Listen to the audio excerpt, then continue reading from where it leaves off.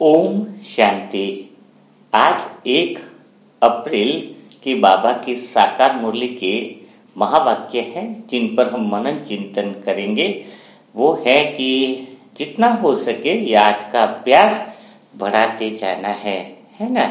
और सच्चा आशिक बन एक माशूक को ही याद करना है। उच्च पद के लिए श्रीमत पर चल अच्छे मैनर्स भी धारण करने हैं। तो याद का अभ्यास बढ़ता रहे, है ना। उसी पे हम जब सोचते हैं कि हमारी याद जो है वो भगवान के साथ निरंतर बनी रहे, और याद की अभ्यास अगर बहुत अच्छी तरीके से है तो मैनर्स तो स्वतः ही धारण हो जाएंगे, और जो हिसाब किताब है वह भी स्वतः ही पूरा हो जाएगा। तो याद का अभ्यास बढ़े कैसे? याद किसको करना है? याद करने वाला कौन है?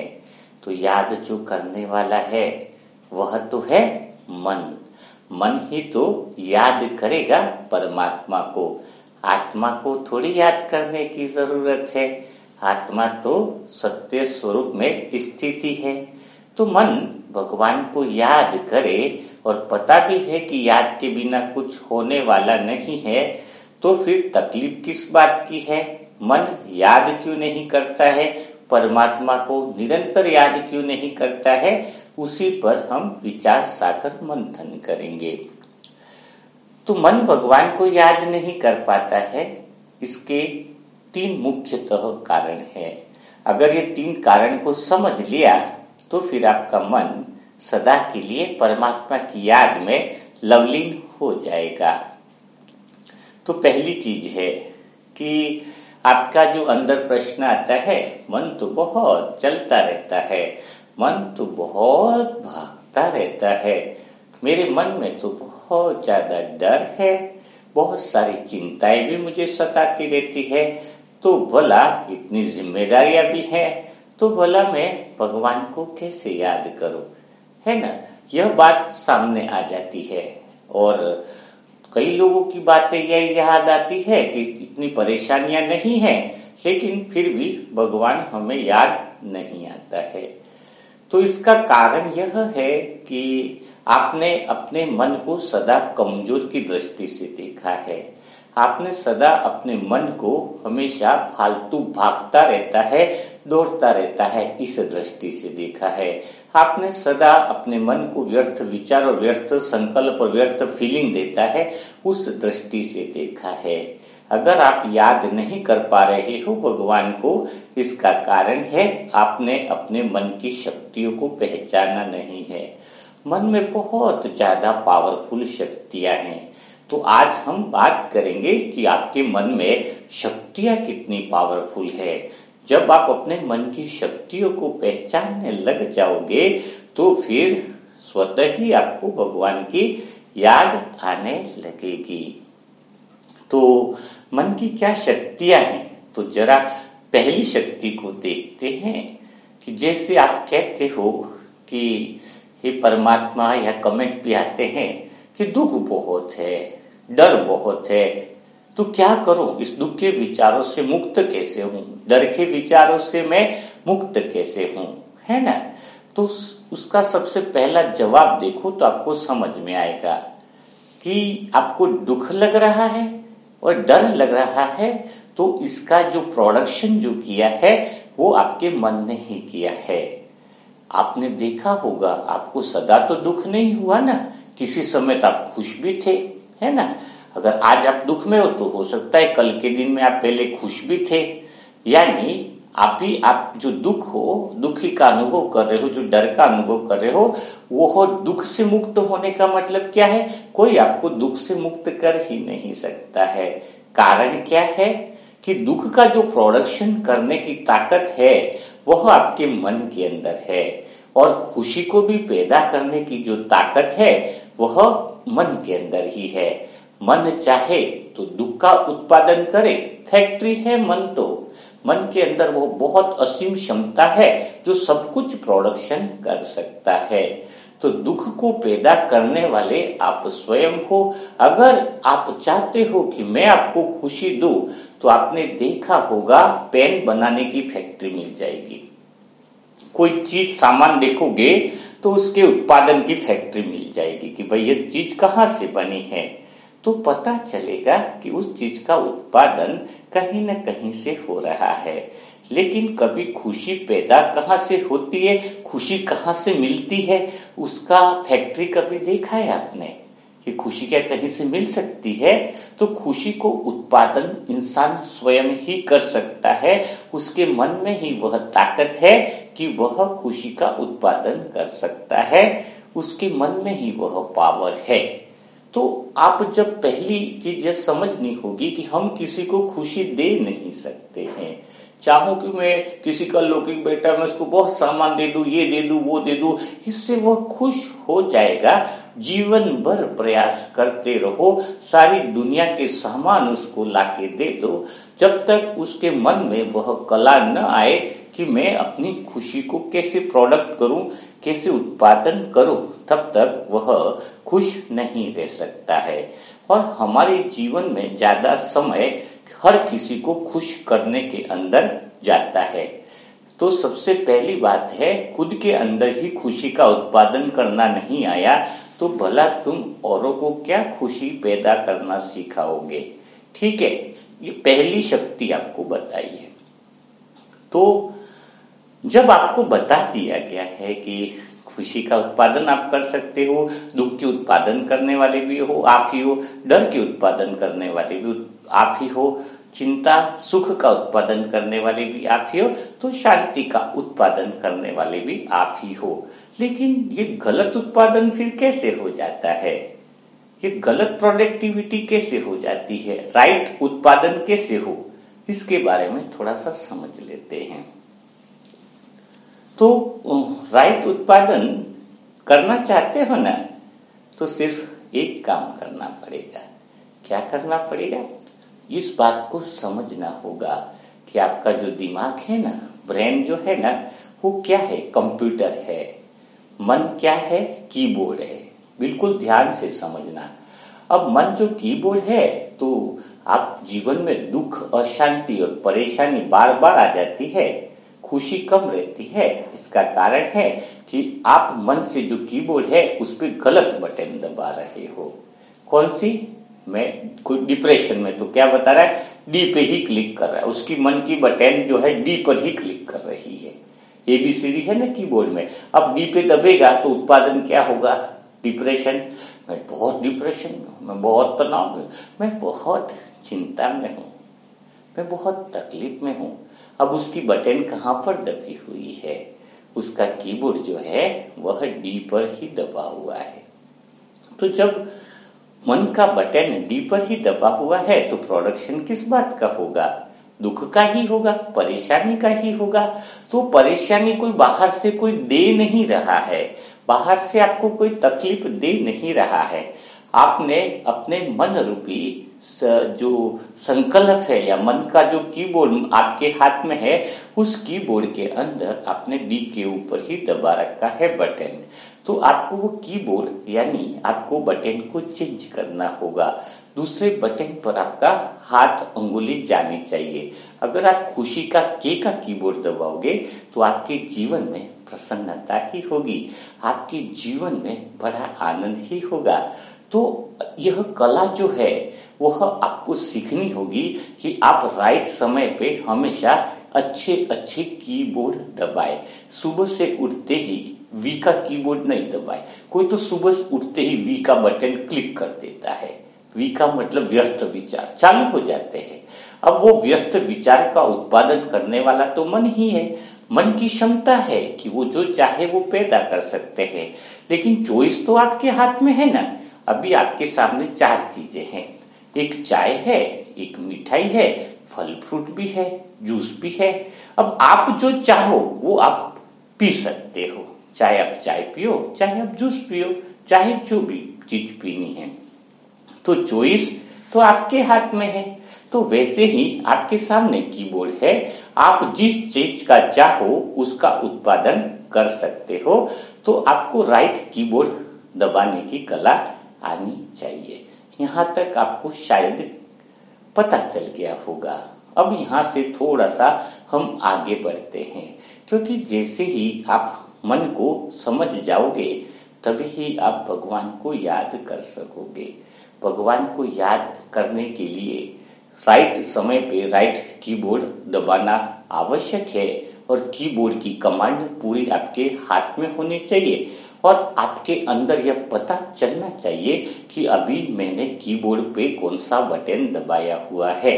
अगर मेरे मन के अंदर दुख के विचार चल रहे हैं तो मैंने डी पे प्रेस किया हुआ है, तो करना क्या होगा, वहां से हटा के दूसरी बटन को दबा देना होगा। उदाहरण के लिए जैसे कोई एफएम रेडियो चल रहा है, उसमें दुख के गाने चल रहे हैं कि तू दोस्त रहा ना मुझे तेरी जिंदगी का एतबार रहा, गाना चल रहा है दुख का। अब उसको वो दुख का गाना अच्छा नहीं लग रहा है तो वो एफएम रेडियो में क्या करता है, चैनल को बदल देता है।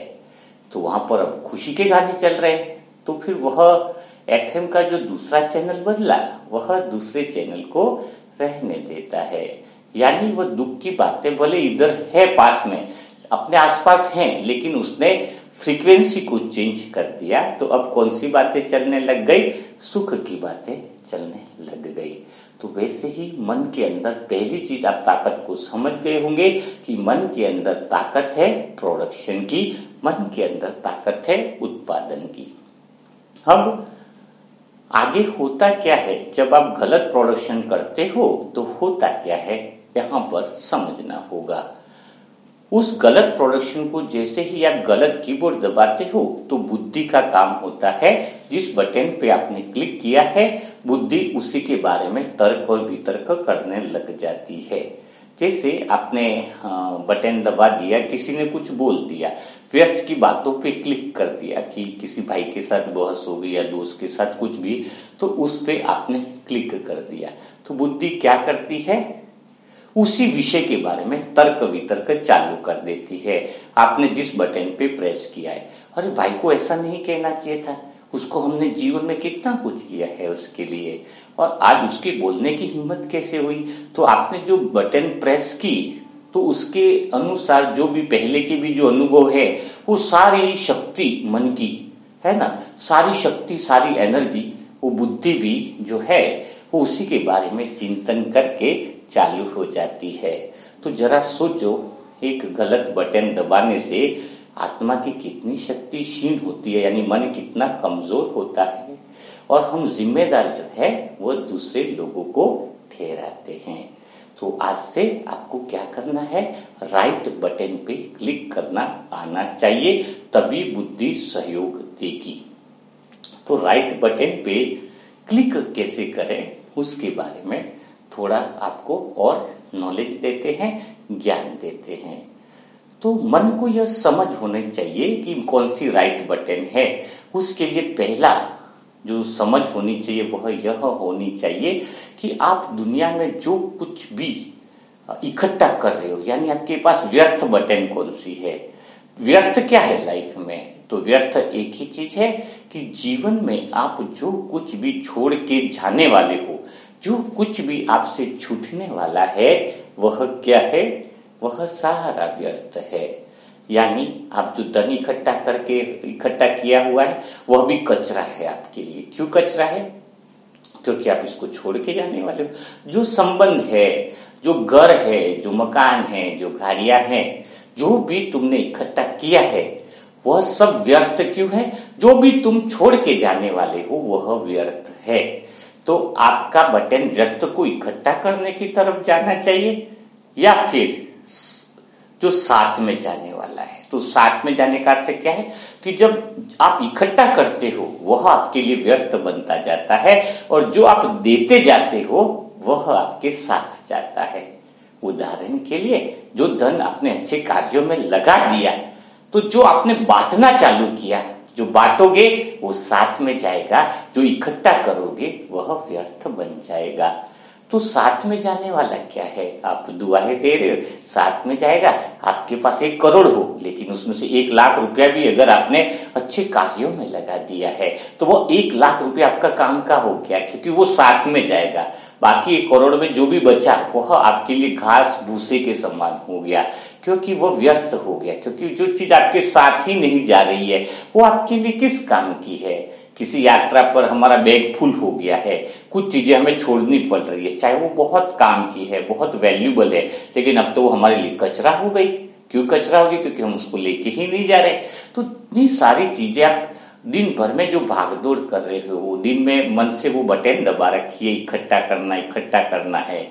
तो साथ में जब मन को ये नॉलेज हो कि मैं अपने उस बटन पे क्यों क्लिक करूं जो चीजें जाने वाली है, तो जब आप व्यर्थ चीजें इकट्ठा करने के पीछे जाते हो तो फिर दुख, अशांति, डर की बटनें चालू ही रहती है।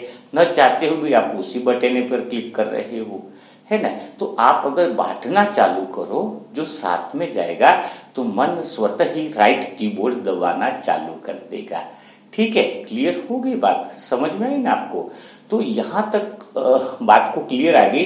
अब दूसरी जो इम्पोर्टेंट बात है, ताकि आप राइट कीबोर्ड दबाओ, आपके जीवन में खुशियां और आनंद ही आए, तो आपके मन को झूठी पहचान से दूर रहना होगा। ऐसी कोई पहचान मन अगर बनाकर रखता है तो फिर बुद्धि भी उसके पीछे ही भागती है, तो रॉन्ग कीवर्ड हो जाता है। जैसे आपने बता दिया उदाहरण के लिए कि मैं हिंदू हूं, मन ने किसके साथ पहचान बना ली? मैं हिंदू हूं।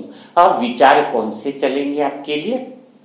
मैं हिंदू हूं, तो ऑटोमेटिक दूसरे धर्म, चाहे वो मुसलमान हो या अन्य धर्म हो, उससे आपको नफरत होने लगेगी। आप कट्टर हिंदू बनने लगोगे कि अब तो मुझे अपने धर्म की रक्षा करनी है। बुद्धि उसके पीछे ही, बुद्धि की सारी जो शक्ति है वह उसी पहचान को सुरक्षित करने में लग जाती है। समझ रहे हो? जो पहचान आपने जोड़ दी है उसी पहचान के कारण ही आप परेशान हो जाते हो, गलत पहचान के साथ जोड़ने के कारण। तो मन राइट कीबोर्ड तभी दबाएगा जब मन सत्यता की तरफ होगा, सत्य के आईने की तरफ होगा। सत्य यानी ट्रूथ, मन को सिर्फ सत्य पसंद होगा। झूठी बातों से जितना मन किनारा करेगा, झूठी पहचान से जितना किनारा करेगा, तो मन जो है वो राइट कीबोर्ड की राइट की दबाने के लिए स्वतः ही उसके अंदर वो राइट की यानी खुशियों की दबेगी। लेकिन जब मन, जैसे कोई जज होता है, हजारों केस कर रहा है, एक दिन उसका बेटा बहुत बड़ा गुनाह करके कटघरे में खड़ा है, और अगर जज उससे पहचान बनाकर निर्णय देगा तो गलत निर्णय देगा। अरे वो तो मेरा बेटा है, उसको कैसे फांसी दूं, उसने तो गलत किया है। लेकिन उसको तो फांसी देनी ही पड़ेगी अगर उसने गलत किया है। और अगर वो रिलेशन में आकर के उसको फांसी नहीं देता तो गलत कीबोर्ड हो गया। तो वैसे ही आप जो है वो रिश्ते नाते जो संबंध है उसमें पहचान बना लोगे तो आप अपने जीवन में राइट कीबोर्ड कभी भी नहीं दबा पाओगे। तो यह पहला और बहुत पावरफुल तरीका है। आप जीवन में सदा खुशियों के गीत गाना चाहते हो, सदा आनंद के गीत के कीबोर्ड दबे, तो चॉइस आपके पास है। और मन तभी सही निर्णय लेता है कि कौन सा कीबोर्ड दबाना है जब मन सत्यता की तरफ भागे, मन को समझ में आने लगे कि मेरे जीवन में सारी चीजें इकट्ठा करो, लेकिन कहीं न कहीं जो कोना है वह मेरा खाली ही रहता है। वह कोना मेरा कब भर सकता है, खालीपन मेरा कब दूर हो सकता है, जब मैं परमात्मा से अपनी ओरिजिनल पहचान बनाऊं। तो सत्यता को देखने की ताकत जब मन में आ जाती है, किसी चीज से पहचान न बनाए। जैसे उदाहरण के लिए देखने का नजरिया बड़ा तगड़ा होना चाहिए, तो आप जीवन में भगवान के सच्चे बच्चे बन सकते हो। किसी के घर में बच्चा हुआ, अब वो क्या देख रहा है, अरे मेरा बेटा आया, बड़ी खुशी की बात है, मिठाई पेड़े बांट रहा है। लेकिन भाई मैं तो यही कहूंगा कि अगर वो ओरिजिनल मन सत्यता के स्वरूप में चल रहा है तो पहले उसको देखना चाहिए। बेटा हुआ इस आत्मा के, तो पिछले जन्म में भी कई और बाप भी होंगे, इसके पिछले जन्म में भी किसी के कई और का बेटा रहा होगा। तो ये तो बेटा तो आया है, लेकिन इसके पिछले जन्म में भी बाप है, पिछले जन्म में भी बाप है। तो इतने 700 करोड़ जनसंख्या है, आज मेरे घर पे ही बेटा बनकर क्यों आया है? उसका चिंतन अगर मन होगा तो राइट कीबोर्ड पे राइट क्लिक करेगा। क्या क्लिक करेगा कि ये मेरे घर पे ही क्यों आया, इतने घर हैं, 700 करोड़ घर है या इतने सारे लोग हैं, मेरे घर पर ही क्यों आया, और मेरा बच्चा कैसे, ये तो इसके बाद पिछले जन्म में लेकिन मेरा ही बेटा बनकर के क्यों आया है। इसका मतलब क्लियर है कि इसको मेरे से कुछ लेना है या फिर मेरे को उसको कुछ देना है। तो तुरंत उसके विचार कैसे रहेंगे कि हे परमात्मा, अगर इसको मुझे कुछ देने के लिए आया है कि मैंने पिछले जन्म में इसके लिए कुछ बहुत ज्यादा किया है तो इसको कुछ देना है, तो भगवान आप इसको स्वीकार करो, मुझे कुछ नहीं चाहिए। और अगर ये मुझसे कुछ लेने के लिए आया है तो तुरंत भगवान से बोलो कि परमात्मा मुझे क्षमा करना कि मैंने उसके साथ कुछ गलत किया हो, तो मैं उससे माफी मांगता हूं, लेकिन अब उसका जो हिसाब किताब है या जो कुछ है अगर मुझसे लेना है तो भी आप ही देना, क्योंकि मेरे अंदर तो कुछ देने की कोई क्षमता नहीं है। तो आप अपनी पहचान से बिल्कुल अलग हो गए और वहीं पर आप गाना गा रहे हो कि सूरज है तू मेरा बेटा, आंखों का तारा है तू, तो आपकी पहचान ही गलत हो रही है। तो आपके फिर वो बेटा कितना ज्यादा दुख दे सकता है, आपसे भी उनको दुख मिल सकता है, क्योंकि वो तो आया किसी लिए है। मन सत्यता में क्या होगा कि वो या तो मुझसे कुछ लेने के लिए आया है या मुझे उसको कुछ देना है ना। तो ऐसी पारदर्शिता जब मन के अंदर आ जाती है तो फिर आपके जीवन में कोई आपको दुखी कर नहीं सकता है।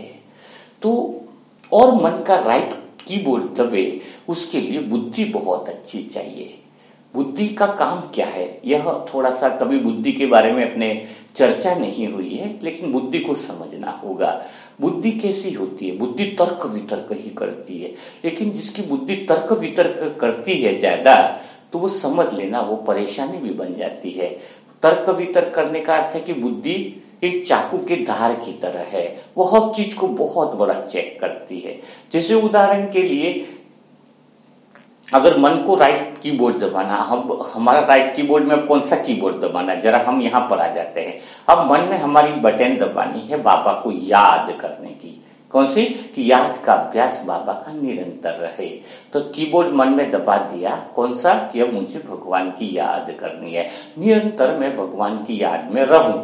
तो वो कैसे संभव होगा, यहाँ कीबोर्ड तो दबा दिया आपने और आपको पता भी चला कि अगर मैं भगवान की याद में रहूंगा तो मैं सदा खुशी में रहूंगी, मैं सदा आनंद में रहूंगी और मुझे कोई पहचान बनानी नहीं है।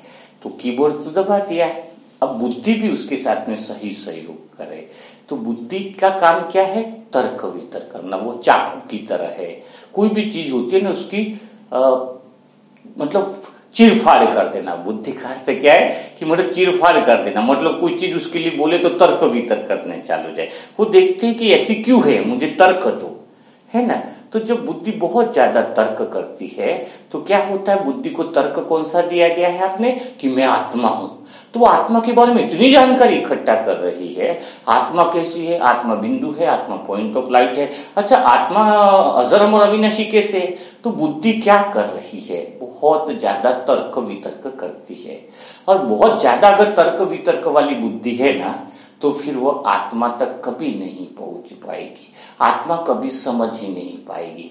आपने देखा होगा, इतने साल हो गए, कई लोग आत्मा के बारे में सुनने में बड़े इंटरेस्ट रहते हैं, बाबा के बच्चे, उसकी जानकारियां मिले तो मजा आ जाता है। तो उनको सिर्फ इंटरेस्ट, वो उनका इंटरेस्ट कहां तक रह गया, वो गपशप में ही रह गया। आत्मा ऐसी होती, आत्मा चेंजलेस है, आत्मा ये है, आत्मा वो है। तो वो खाली इंटरेस्ट जो गपशप के लिए ही रह गया कि 4 लोगों में बैठे और हम आत्मा के बारे में बात करें, मुझे इतना पता है आत्मा के बारे में, आपको क्या पता है, आपको क्या पता है।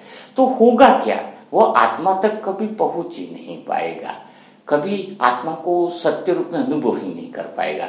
क्योंकि एक जानकारी लेना, गपशप करना, वो सत्य तक पहुंचना नहीं चाहता है। जैसे किसी और ने एहसास दिलाया मुझे शुरुआत में कि आत्मा ऐसी होती है, तो मेरा ध्यान किस पे रहा कि उसने सत्य को देखा होगा, लेकिन मैं कैसे मानूं कि आत्मा बिंदु ऐसी है। तो मुझे उस तक पहुंचना है, आत्मा तक, सत्य स्वरूप को मुझे अनुभव करना है, खाली गपशप तक नहीं रहना है।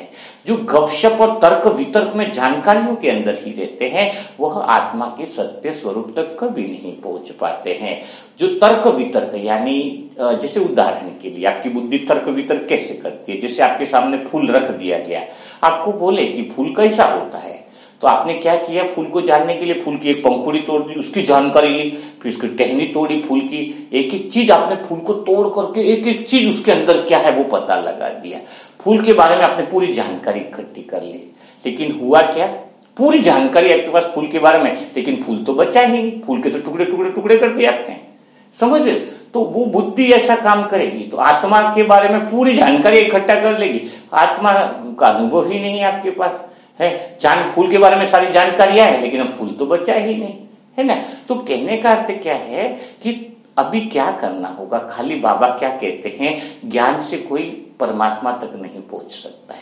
ज्ञान के साथ आपका प्रेम चाहिए। जो ज्यादा तर्क वितर्क करता है, ज्यादा ही ज्ञान के उसी में उलझा रहता है, कदम आगे नहीं बढ़ा पाता है, वो उसी का रस लेता है। चिंतन कौन सा, वो गपशप वाला चिंतन है ना। मुझे नॉलेज इतनी हो गई, आज मैंने इतना सीख लिया, लोगों को बताने लगेगा, उसको इंटरेस्ट वहां तक ही है। लेकिन अगर अंदर वो रस पैदा हो जाए आगे बढ़ने का, कि मैं यात्रा चालू करूं, परमात्म प्रेम की यात्रा चालू करूं, वह प्रेम पैदा होगा आपका हृदय से। तो ज्ञान के साथ जब हृदय हो जाए तो मन में राइट कीबोर्ड दबना चालू हो जाता है। तब मन कहता है कि मेरे लिए राइट कीबोर्ड कौन सा है। आज बाबा ने कहा है कि आशिक बनकर उस सच्चे माशूक को याद करना है। तो कौन सा, कि बस मेरे मन को अब क्या लगे, अभी आप जो भी सुन रहे हो उसमें राइट कीबोर्ड दबा दो। जैसे राइट कीबोर्ड दबाया कि मुझे तर्क वितर्क नहीं करना है, जान लिया जितना जानना था कि हम आत्मा है और परम पिता परमात्मा यह है। अब तो मुझे उस तक पहुंच कर सत्य का अनुभव करना है। बहुत जानकारियां ले ली, तो कैसे, अब स्टार्ट कैसे करना है, वही राइट कीबोर्ड दब गया। बाबा ने आज का कीबोर्ड क्या दिया कि हम सब आशिक है और वो साजन को याद करना है। तो साजन को याद करने के लिए मन अब दौड़ पड़ा है, और कोई कीबोर्ड नहीं है, एक ही कीबोर्ड है कि उस परमात्म प्रेम की गली में चले जाना है। वो प्रेम की गली बड़ी सकड़ी है, बड़ी छोटी है उस कीबोर्ड के अंदर, जिसमें एक ही आ सकता है, एक ही आ सकता है, एक ही जा सकता है।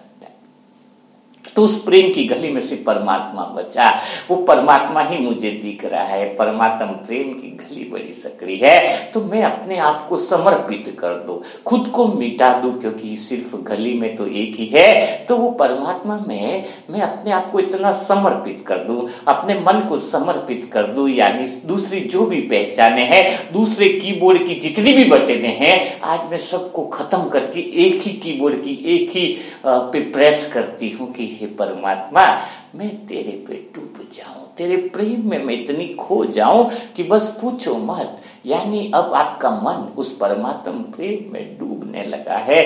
धीरे धीरे आपका मन भगवान में इस तरह से गहराई में जाने लगा है, क्योंकि आपको यह समझना होगा कि दुनिया में सब आपको सुनाना चाहते हैं, लेकिन वह परमात्मा शिव ही है जो सिर्फ आपकी बातों को सुनना चाहता है, आपसे इतना प्रेम करता है, क्योंकि आपको जितना भगवान समझता है ना, उतना दुनिया में कोई भी नहीं समझ सकता।